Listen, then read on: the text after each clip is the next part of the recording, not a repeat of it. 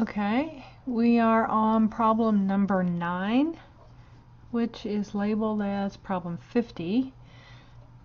So let's see what it says. An airplane needs to reach a forward velocity of 203 kilometers per hour to take off. On a 2,000-meter runway, what is the minimum uniform acceleration necessary for the plane to take flight if it starts from rest?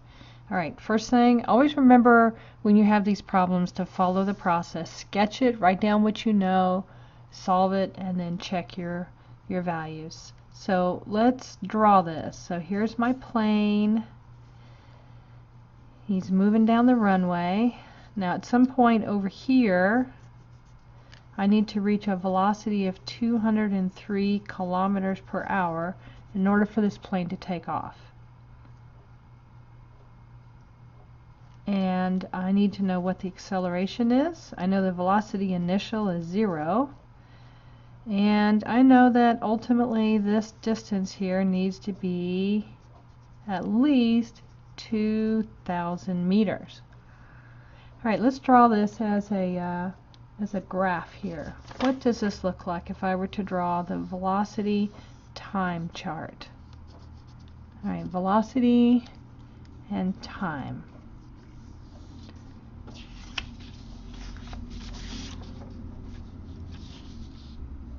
Okay, well, I know I'm starting from a velocity of 0 and I'm reaching a velocity of 203 at some point. So, and it told me it was a uniform acceleration, remember that? So I'm going like this. This is my velocity of 203. I reach at some point with a uniform, meaning constant acceleration. I don't know what the acceleration is. That's part of what they want me to find. Well, that is what they want me to find. Okay, do I know how long it takes to go this distance? They didn't give me that information. They did tell me that this takes about 2,000 meters though. So what do I know? I know velocity, initial and final, and I know distance. And I'm looking for acceleration. So is there an equation that relates acceleration, distance, and velocity? Well, let's come to our chart here and see what it has to say. Let's see. Constant acceleration. Here's our chart again. Here's our velocity time graph. Look at the equations we have down here. We have a couple of choices. This one relates velocity, acceleration, and time. Is that the one we want? Not exactly, because we don't know time, right? We know distance and velocities. So will this one do it?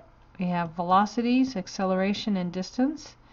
I do believe that is the equation we want. I believe that will get us exactly what we need. So let's go to that equation. Let's copy it down here. V final squared equals V initial squared plus 2 acceleration delta x. Alright, now my initial velocity is 0, right? So I can just cross this off to simplify. So what am I left with? I'm left with velocity final squared equals 2a delta x. What am I solving for? I'm solving for acceleration. So let's rearrange. Let's do some simple algebra here and solve for acceleration. It's easier to do it before you plug in the numbers rather than after. So acceleration is going to be v squared divided by 2 delta x. So now I can plug in my numbers. I've got 203 kilometers per hour. Now remember, the problem asked us for the answer in terms of meters per second squared for acceleration. So I can't leave in units of kilometers and hours, so let's just go ahead and convert right now.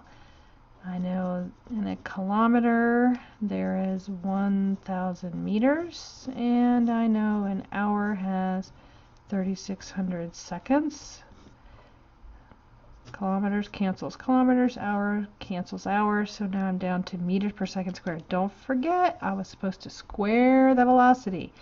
Square all of these. Don't forget that. It'll mess up your calculations. Now let's put the 2 delta x on the bottom. So there's my 2 divided by delta x. What's my distance? 2,000 meters. Okay, so now let's calculate this.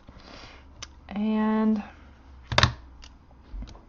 I should have 203 squared times 1,000 squared divided by 3,600 squared divided by 4,000, and I end up with 0.795. Now I look at your answers. What do they give you in terms of significant digits? I may have rounded incorrectly in here somewhere. Let's look at how many significant digits we're supposed to have. This original number right here, 203.0, that had 4 significant digits. The 2,000 meter runway, technically that only has 1 significant digit, right? So technically I should round this to 0.8, but that doesn't look like that's one of the choices. It looks like they want 0.79. How exactly they got 0.79 out of significant digits, I'm not sure. But that should be your answer.